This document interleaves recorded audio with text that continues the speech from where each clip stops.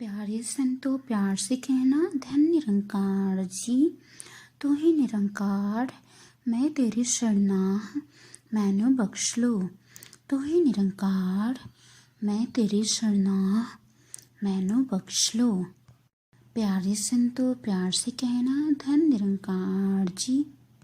संतो जी, एक गांव में बहुत बड़ा आम का पेड़ था। उसी गांव में एक बहुत ही प्यारा सा 10 साल का बच्चा रहता था। उस बच्चे को वो आम का पेड़ बहुत ही पसंद था।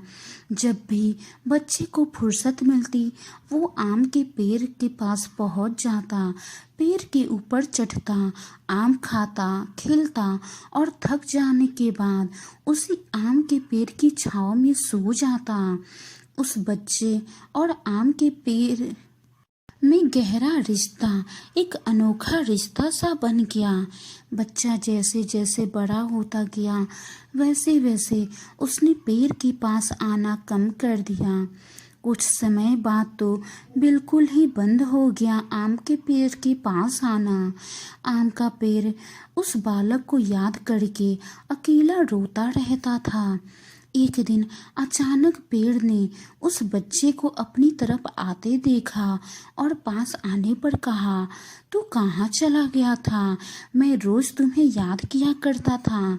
चलो आज फिर से दोनों साथ में खेलते हैं, साथ में कुछ समय बिताते हैं। संतो जी, बच्चे ने आम के पेड़ से कहा, अब मेरी खेलने की उम्र नहीं है, मुझे पढ़ना है, लेकिन मेरे पास फीस भरने के पैसे नहीं हैं। मैं कैसे पढूं? मुझे कुछ समझ में नहीं आ रहा है। संतो जी, पेड़ ने कहा, तू मेरे आम लेकर बाजार में बेच दे, इससे जो पैसे मिलेंगे उससे तू अपनी फीस भर लेना।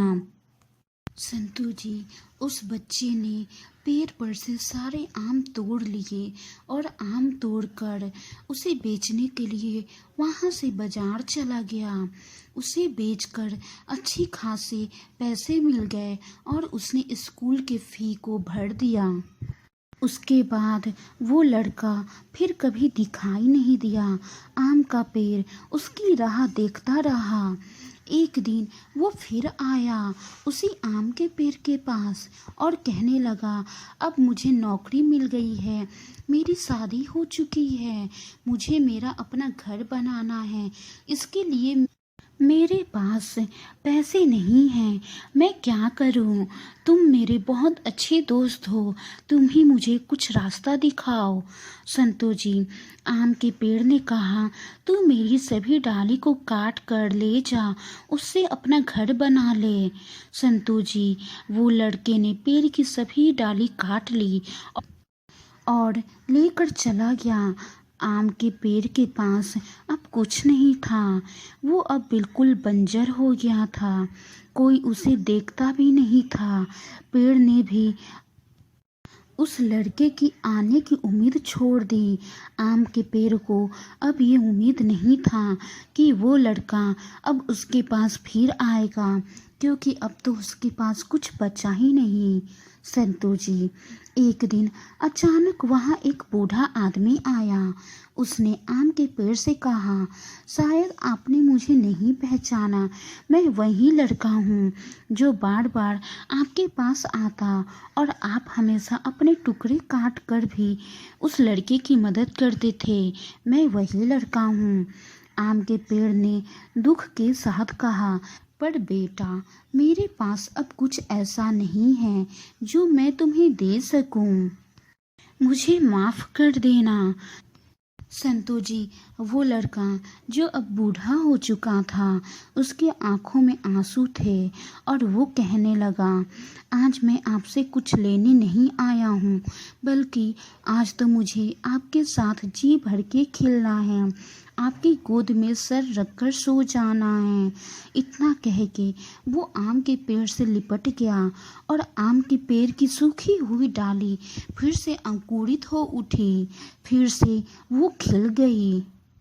संतो जी, वो आम का पेड़ कोई और नहीं, हमारे माता पिता हैं।